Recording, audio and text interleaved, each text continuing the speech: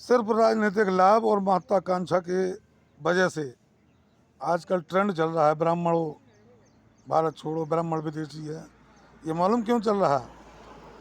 अभी कुछ सालों पहले चलता था, ऐसी कोई गली नहीं जहाँ ठाकुरों की चली नहीं, ऐसी कोई गली नहीं जहाँ यादवों की चली नहीं, ऐसी कोई गली नहीं जहाँ ब्राह्मणों की चली नहीं, ऐसी कोई गली नहीं जहाँ चौरसियाओं की चली नहीं, ऐसी कोई गली नहीं। जो हमारे ये पटेल साहब बैठे ये भी कहते थे कि ऐसी कोई गली नहीं जहाँ पटेल की चली नहीं। अब चक्कर क्या है, 2014 से ऐसा शासन आया है कि ऐसी कोई गली नहीं कि जहाँ जिसकी कोई चली नहीं, केवल एक ही की चल रही है। कायदे में रहोगे, फायदे में रहोगे। अब राजनीतिक फायदा इसीलिए उठाया चारा जातों को भड़का कर कि चाहे जैसे करो, जिसको भी जो करना हो करो, बस मोदी हटाओ। और मोदी कैसे हटेगा? जब ये जात पात का जहर फिर से बूदोगे। अगर आपको वही शासन चाहिए कि जहाँ बच्चियाँ रात में निकल नहीं सकती थी, जहाँ छोटा आदमी आज फेसबुक पर देख लो, सोशल मीडिया पर कैसे कैसी जबानें चल रही, कैसी कैसी बातें कर रही, 2 कौड़ी के लोग भी कुत्तों से बुरे भौंकते हैं। एक केवल उसी का परिणाम है।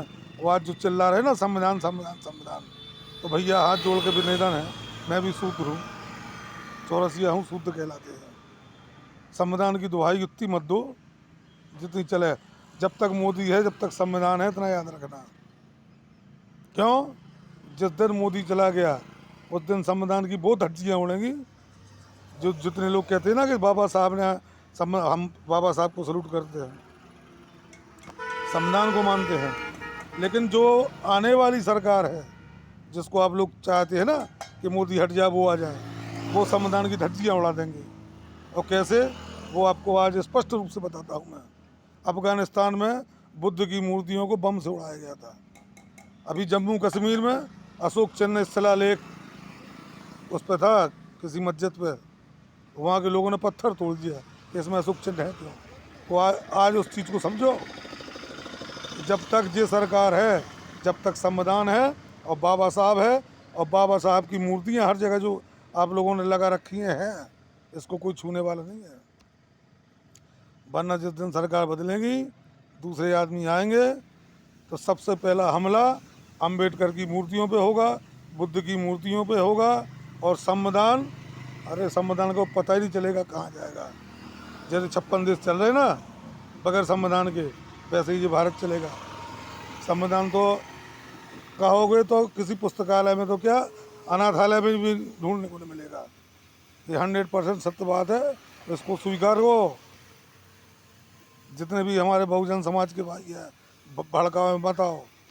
एक रहोगे, नेक रहोगे, इकट्ठे रहोगे, बंद के रहोगे।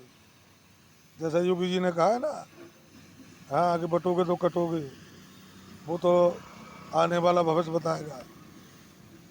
लेकिन ये इतना याद रखना कि संविधान की अगर कोई रक्षा कर सकता है तो यही है, जिसको आप लोग नफरत की निगाहों से देखते हैं, मोदी योगी। जब तक देखना हो देखो, जो कोई वो खा के नहीं आए अमृत, एक ना एक दिन तो ये रिटायर होंगे। उसके बाद जो होगा फिर आप जानो भैया, बाबा साहब जाने, संविधान जाने। जय हिंद, जय संविधान, जय बाबा साहब।